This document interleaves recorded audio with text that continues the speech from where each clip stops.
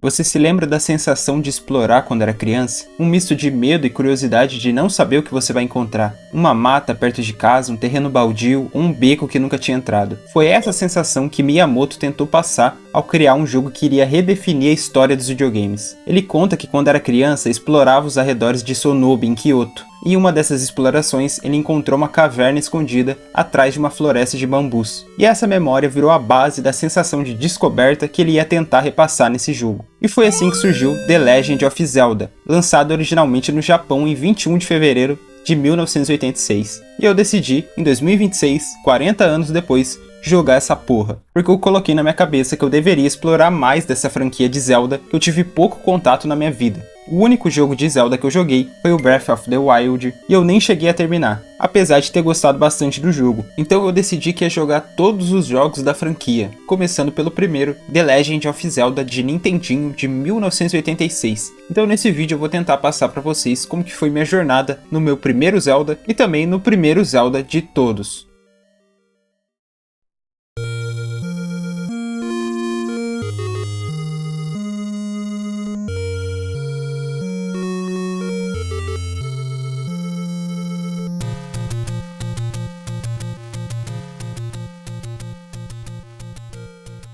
A Lenda de Zelda. Há muito tempo atrás, o Príncipe das Trevas, Ganon, roubou a Triforce do Poder. A Princesa Zelda possuía a Triforce da Sabedoria. Ela dividiu a Triforce em 8 fragmentos para escondê-la de Ganon, antes de ser capturada.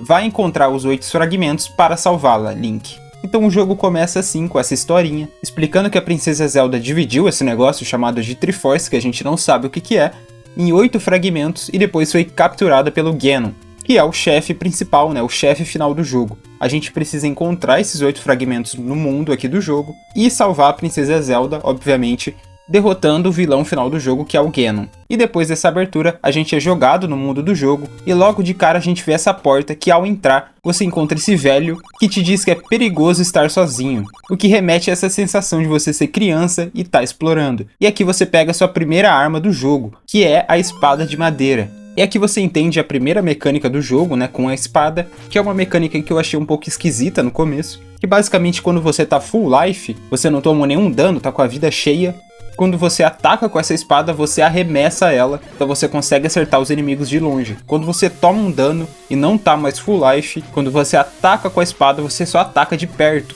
Uma mecânica que eu achei esquisita no começo, mas que faz com que você não queira tomar nenhum dano, porque se você toma dano, você vai ter que bater de perto e fica muito mais difícil o jogo. Ou seja, o jogo te obriga a ter muito mais cuidado para não tomar dano nenhum e continuar podendo jogar a espada de longe. E aqui a primeira coisa que me prendeu no jogo, que me surpreendeu até, é o fato de que a partir daqui você tá livre no jogo e o jogo não te explica o que você tem que fazer, para onde você tem que ir. Então você só sai andando, explorando, tentando entender o que você tem que fazer nesse jogo. E eu gosto muito de jogo assim, é basicamente um jogo de mundo aberto feito em 1986.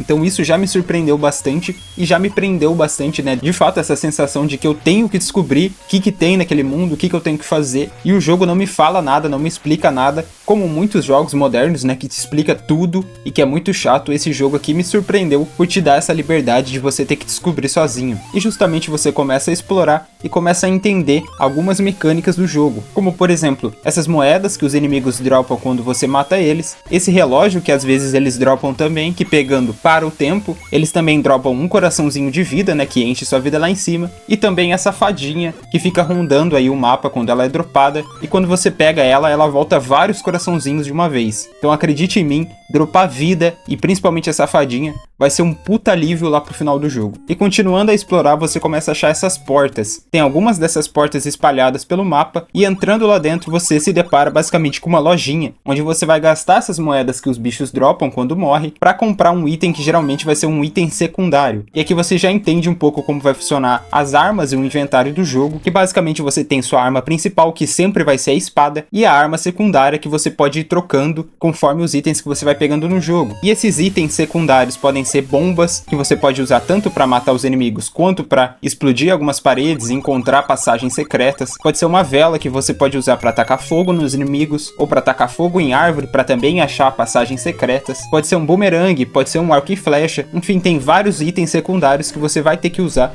em determinados momentos do jogo. Inclusive, até essa parte do jogo eu tava achando que eu ia conseguir jogar ele sem consultar nada na internet, sem ver um guia, um manual, coisa que mais tarde eu percebi que eu não ia conseguir fazer. Não tem como jogar o Zelda de Nintendinho de 1986 sem consultar guia. Inclusive, esse jogo era vendido junto com um manual que explicava muitas coisas e também contava ali com o social, né, no sentido de as pessoas descobrirem juntas, né, e um contando pro outro os segredos que tem nesse jogo. E acredite em mim, tem muitos segredos que não são só easter eggs, são coisas que você precisa fazer para você conseguir zerar o jogo. Então não dá para zerar esse jogo sem consultar em nenhum lugar, a não ser que você queira jogar a vida inteira até descobrir tudo sozinho.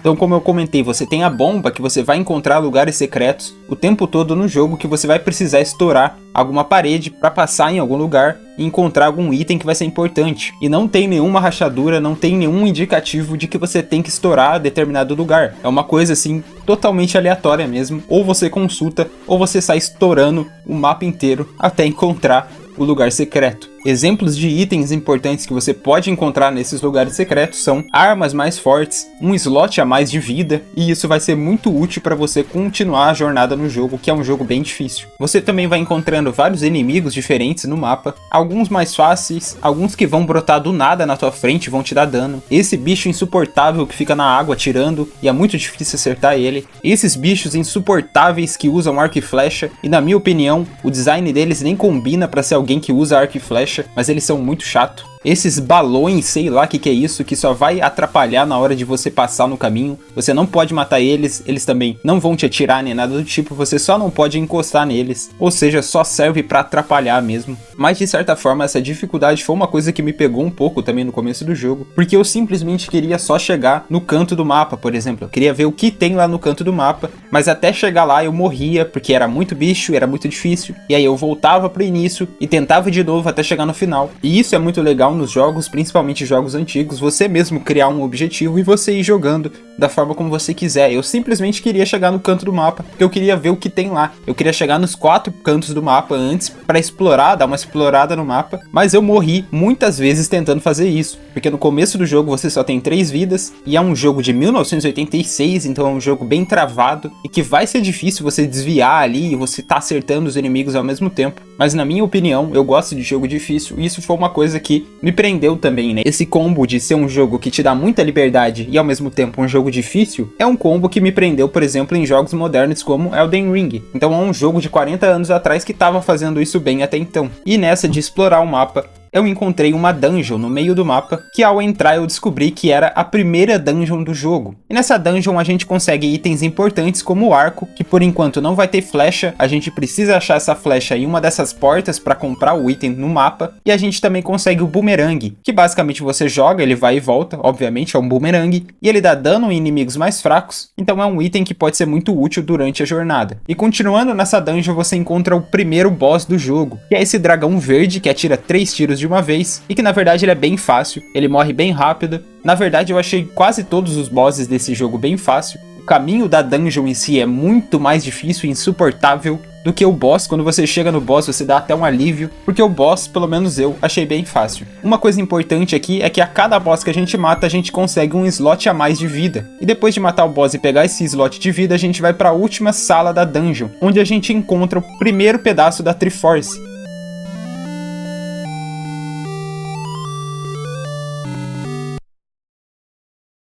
A partir daqui a gente entende qual que vai ser o looping do jogo. Basicamente a gente vai explorar no mapa, a gente pode pegar itens no mapa para ficar mais forte, e nessa exploração a gente vai encontrar as dungeons, e cada dungeon vai ter um pedaço da Triforce. Então a gente precisa encontrar 8 dungeons para pegar os 8 pedaços, e a última dungeon, que é a que tem o boss final, que a gente vai salvar a Zelda. E é legal o fato de que a gente pode explorar, e a gente pode, por exemplo, como eu fiz, encontrar a Dungeon 5 antes de sequer terminar a primeira. E a gente pode tentar terminar a Dungeon 5. Obviamente a gente vai estar muito fraco, e a gente não vai conseguir. Mas aí a gente também chega em um outro looping de gameplay, que é uma coisa que me prende muito em jogos modernos, que é esse negócio da gente chegar até um lugar por livre e espontânea vontade, a gente perceber que não tá forte o suficiente pra matar aquele boss, pra fazer aquela missão, a gente volta no mapa, explorar, ficar mais forte pra depois voltar e completar aquela dungeon. Eu acho muito legal esse looping de gameplay, é o que me pega muito em jogos modernos, e me surpreendeu esse jogo tão antigo também ter esse sistema, que possivelmente foi um dos primeiros jogos a fazer isso. Terminando a primeira dungeon, a gente vai pra segunda dungeon, que é esse lugar azulado, e aqui a gente consegue o boomerang mágico, que diferente do boomerang normal, ele alcança a tela toda. Mas eu não encontrei esse item.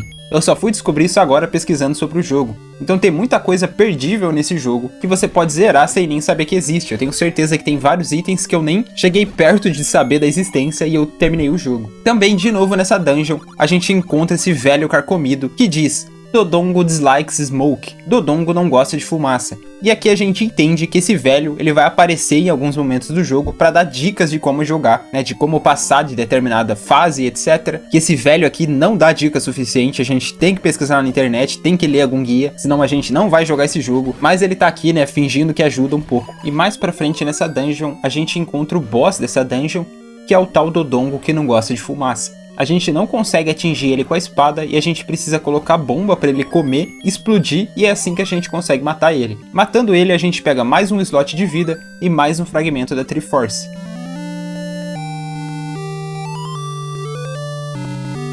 Depois disso, indo para a terceira dungeon, que tem um formato de mapa bem esquisito, né, Nintendo? Nessa dungeon a gente encontra a Jangada, que vai ser importante mais pra frente pra gente acessar a quarta dungeon. E o boss dessa dungeon é essa planta com 4 bocas que atira e fica indo pra lá e pra cá. A gente tem que matar uma parte por vez, e a cada parte dele que morre, ele fica mais rápido. Esse boss foi um pouquinho mais difícil, mas nada demais até então. E aqui a gente pega o terceiro fragmento da Triforce, além de mais um slot de vida.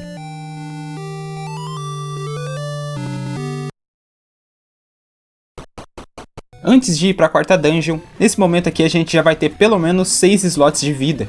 E com 5 slots a gente consegue pegar essa espada branca, escondida na parte superior do mapa, que vai aumentar consideravelmente o dano que a gente causa.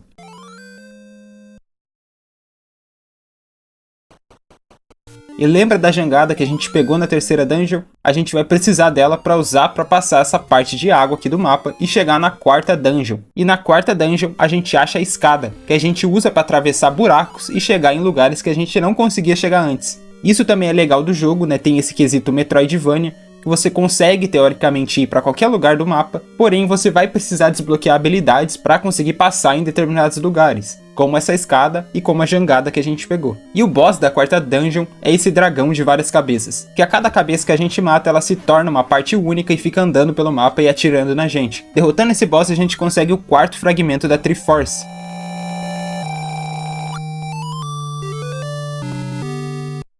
E na quinta dungeon, eu entrei nela pra tentar fazer, mas eu não consegui fazer, tava muito difícil.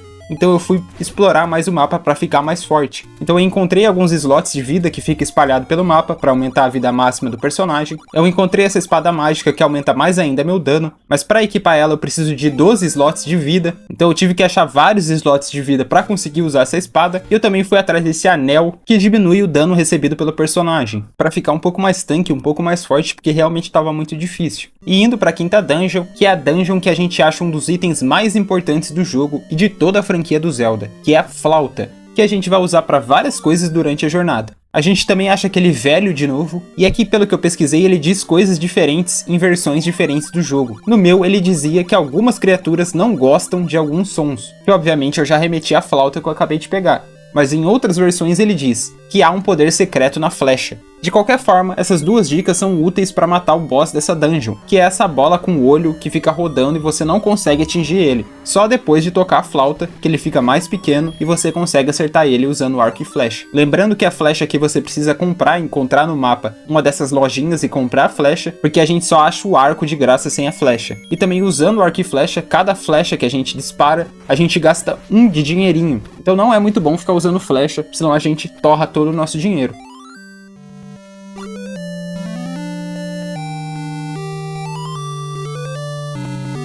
E indo para a sexta dungeon, Nessa dungeon a gente encontra o bastão mágico, que é um bastão para atirar magia, basicamente. E ele é um item opcional, você não precisa dele para zerar o jogo ou algo do tipo. E o boss dessa dungeon é esse caranguejo, que a gente precisa esperar ele abrir o olho e atirar com arco e flecha, ou arremessar a espada na hora certa para atingir ele e dar dano. E aqui a gente vai conseguir o 6º fragmento da Triforce. Indo para a 7ª dungeon, lembra que eu falei que a flauta seria um dos itens mais importantes do jogo? Aqui, para a gente conseguir acessar a 7ª dungeon, a gente precisa vir até esse lugar que não tem nada além de água, tocar a flauta e a água vai secar, liberando a passagem para a 7ª dungeon. Agora me diz, como que alguém vai descobrir isso? Não tem como zerar esse jogo sem pesquisar na internet, sem ler guia nem nada, é impossível. E aqui na 7ª dungeon, a gente consegue a vela vermelha, que é a mesma coisa que a vela normal, mas a vela normal a gente só podia usar uma vez por fase, enquanto a vela vermelha a gente pode usar de forma ilimitada. Lembrando que a vela a gente usa para atacar fogo, tanto nos inimigos, quanto para atacar fogo em árvore, para liberar passagens, etc. E aqui no meio da dungeon a gente encontra esse mob que diz que tá faminto, e aqui foi um momento que eu passei raiva, eu confesso, porque eu descobri que eu precisaria ter comida para dar para ele, para passar nessa parte, e eu não tinha comida, então eu tive que sair da dungeon, procurar um lugar no mapa que vendia comida, voltar lá, fazer a dungeon tudo de novo para dar comida pra esse cara. Desse jeito é muito fácil, todo mundo aí trabalhando 8 horas por dia na 6x1 para comprar comida, e esse cara só fica no meio do mapa pedindo comida. Nessa mesma dungeon a gente encontra esse velho de novo, e ele diz que há um segredo na ponta do nariz, que é a forma dele explicar pra gente que existe uma sala secreta, e a gente empurra esse bloco e revela essa passagem secreta pra sala do boss dessa dungeon, que é o mesmo dragão da primeira dungeon. Aí você deve pensar, ah, mas ele deve ser mais forte, deve fazer algo diferente. Não, na verdade não, é literalmente a mesma coisa. A gente mata ele rapidinho e consegue o 7º fragmento da Triforce. Lembrando aqui que isso daqui é um jogo de 1986, então tudo bem repetir boss. Não é igual jogos modernos que repetem o mesmo boss 40 vezes, como o Elden Ring, por exemplo. E indo para a 8ª dungeon, para a gente chegar nessa 8ª dungeon, a gente precisa queimar esse arbusto e revelar essa passagem secreta. E nessa dungeon a gente consegue a chave mágica, que até então a gente precisava gastar chaves que a gente achava no mapa ou comprava nas lojinhas para abrir as portas. E a partir daqui a gente consegue abrir qualquer porta sem gastar nada. Vale ressaltar que durante essa dungeon a gente vai encontrar vários mini-chefes que são exatamente iguais aos chefes das dungeons passadas, e no final a gente enfrenta esse dragão de 4 cabeças, que é a mesma coisa do chefe da dungeon 4, mas ao invés de ter 2 cabeças ele tem 4. Derrotando ele, finalmente a gente completa a Triforce, resgatando os 8 fragmentos e agora indo para a missão final de resgatar a Princesa Zelda e derrotar o Ganon. E na 9ª dungeon, a gente só consegue acessar ela se a gente tiver os 8 fragmentos, então a gente encontra essa dungeon e lá dentro a gente acha a Flecha de Prata, que é o item necessário para a gente conseguir derrotar o Ganon, que obviamente é o chefe mais difícil do jogo. Ele fica invisível e você tem que adivinhar onde ele tá. E usando a Flecha de Prata, a gente consegue matar ele e finalmente resgatar a Princesa Zelda, zerando o jogo.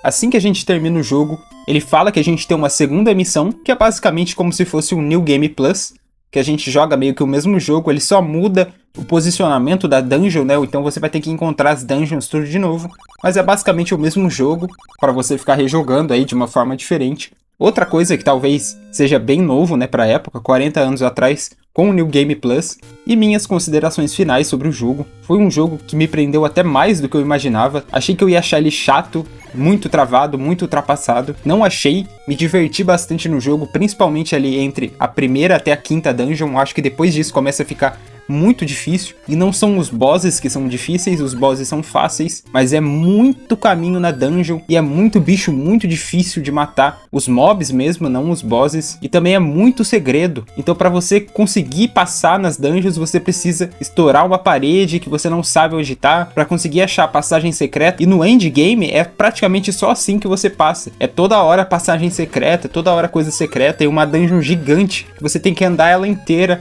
para conseguir achar o item que você precisa para voltar Então começa a ficar um pouco frustrante, mas lá pro final começa a ficar muito difícil. Não acho que seja um jogo muito difícil, impossível. Eu demorei mais ou menos umas 9 horas pra zerar o jogo, mas ali as primeiras 5 horas eu explorei muito o mapa, que foi a parte que eu mais gostei, né, de explorar o mapa, de eu mesmo definir os objetivos que eu tinha no jogo, como por exemplo chegar até o canto do mapa e ir fazendo isso, encontrando as coisas pelo jogo. Isso foi a parte que eu mais gostei do jogo, mas assim, o fato de eu estar jogando um jogo de 40 anos atrás e tá me divertindo e tá achando muito massa, só revela o quanto esse jogo na época foi de fato revolucionário. Eu nem imagino como deve ter sido jogar um jogo desse daqui em 1986, deve de fato ter sido uma coisa muito acima da média, do nível comum da época. Então eu não falei tanto sobre o caminho que eu percorri nessas dungeons, porque o vídeo ia ficar muito grande. Eu falei mais sobre o boss, né, sobre os itens principais, sobre as coisas mais importantes do jogo. Então basicamente esse é o vídeo. Eu pretendo jogar o Zelda 2, que pelo que eu pesquisei aqui ele é bem ruim, mas eu vou jogar mesmo assim. E se vocês querem que eu faça um vídeo desse estilo aqui, contando toda a minha jornada do Zelda 2 também, se inscreve no canal, comenta aí que você quer, dá like no vídeo. E é isso, falou!